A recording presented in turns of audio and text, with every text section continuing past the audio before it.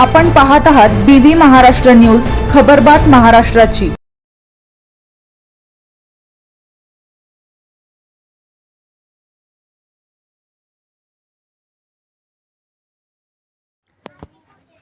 बागलाणच्या जंगलात दुर्मिळ लेपर्ड गेकोचे दर्शन, वन्यजीव प्रेमींमध्ये उत्साहाचे वातावरण।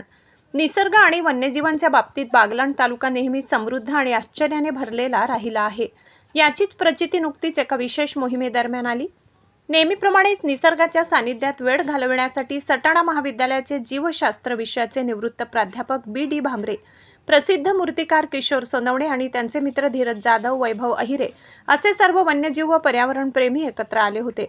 या सर्व मित्रांनी बागलाण तालुक्यातील पश्चिम भागात असलेल्या तिळवण गावाच्या पश्चिमेकडील घनदाट जंगलात भटकंतीचे नियोजन केले होते। जंगलातील विविध वनस्पती, प्राणी आणि पक्षी न्याहाळत ही मंडळी पुढे सरकत होती। निसर्गाचा आनंद घेत घेत ते बागलाण आणि कडवण तालुक्याच्या सीमेवर असणाऱ्या एका उंच डोंगरावर पोहोचले। या डोंगरावर नडगधम नावाची एक प्रसिद्ध गुहा आहे। ही गुहा पाहण्याच्या उद्देशाने सर्वजण डोंगरांची चढण चढून वर गेले। गुहेजवळ पोहोचून आत शिरताच चढणीच्या थकव्यामुळे मूर्तिकार किशोर सोनवणे हे विश्रांतीसाठी एका बाजूला बसले। तेवढ्यात शांत गुहेत त्यांच्या अगदी जवळ काहीतरी हालचाल झाल्याचे त्यांना जाणवले। तिथे एक अतिशय वैशिष्ट्यपूर्ण प्राणी शांतपणे बसला होता। प्राध्यापक भामरे आणि त्यांच्या सहकाऱ्यांनी तातडीने निरीक्षण केले असता तो दुर्मिळ मानला जाणारा लेपर्ड गेको हा सरपटणारा प्राणी असल्याचे समोर आले। विशेष म्हणजे या प्राण्याची शेपूट तुटलेली होती। या प्राण्याच्या अंगावर चित्त्यासारखे काळेपिवळे ठिपके असतात, म्हणूनच याला लेपर्ड गेको असे नाव पडले। लेपर्ड गेकोला हलणाऱ्या पापण्या असतात। तो मानवी डोळ्यांप्रमाणे आपले डोळे मिचकावू शकतो, हे त्याचे सर्वात मोठे वैशिष्ट्य आहे। या प्राण्याची शेपूट अतिशय जाड असते। या शेपटीमध्ये तो स्वतःची चरबी आणि अन्न साठवून ठेवतो।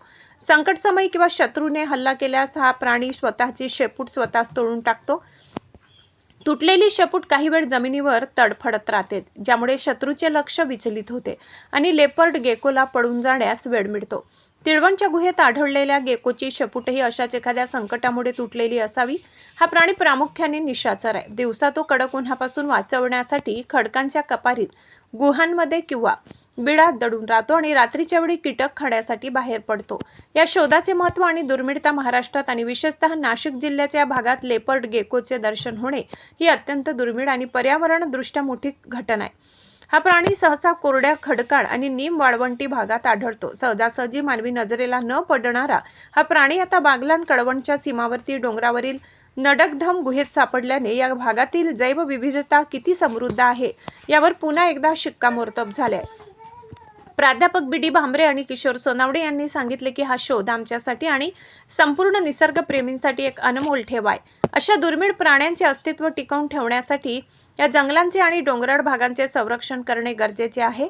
या दुर्मिळ प्राण्यांच्या नोंदीमुळे आता बागलाणच्या वनविभागाने आणि पर्यावरण संस्थांनी या परिसराच्या संवर्धनाकडे विशेष लक्ष देणे गरजेचे बनले आहे। बीबी न्यूज महाराष्ट्रासाठी सहसंपादक गणेश बागुल।